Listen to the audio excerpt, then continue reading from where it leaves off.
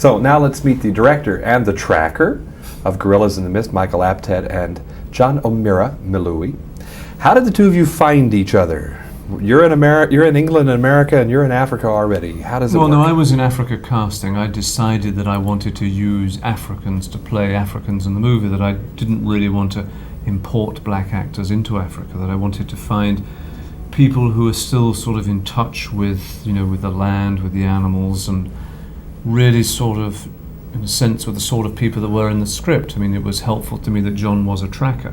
So we were scouring particularly Kenya for actors because I needed someone who could handle English well.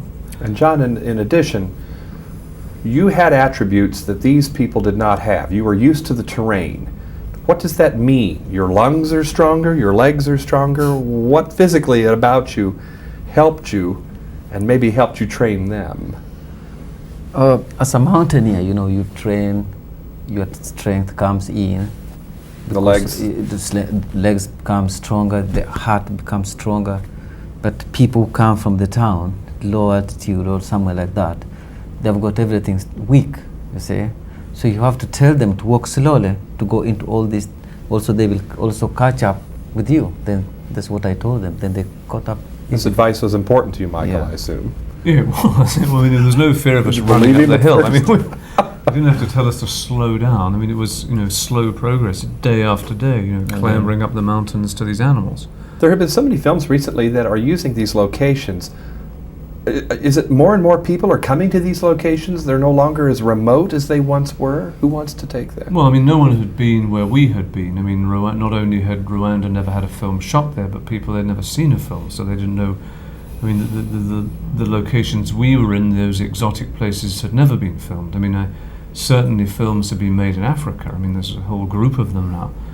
And, I just think the world is opening up, and films, to get attention, like this film, you want to make them as unique and exotic and give people for their $6 or $7, a real trip, a real adventure. What do you think, John? Has it started to get crowded over there?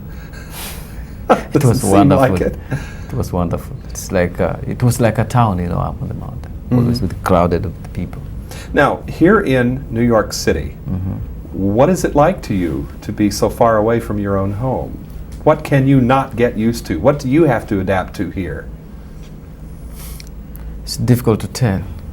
Many things I can't get used to immediately now here. Like if you are taken from here and then put into Africa, into the forest, then it's difficult for you to adapt things there immediately.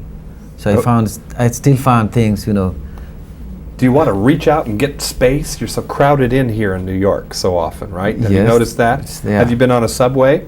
Yes, I've been to Subway, Was that to the park down here, everywhere, people dancing, making noise, jumping. Yeah. Let's go back to Africa now. Describe the exact location where you are. Central Africa, I know that, but place it for me. It's right in the middle of Africa. It's the Virunga mountain range, which is a range of mountains on volcanoes. It covers 3 countries, Uganda, Zaire, and Rwanda. And it's just kind of west of Kenya. So it's right in the middle of Central, in the heart of darkness, really, right in the middle of Africa. And, these countries used to be huge rainforests, colossal rainforests of heights up to sort of 12,000 feet. But now, because of population and because of the requirements to feed people, these rainforests have been knocked away, and the land is beginning to erode, and you begin to sense the kind of starvation belt from the north, from Ethiopia and Sudan, moving down.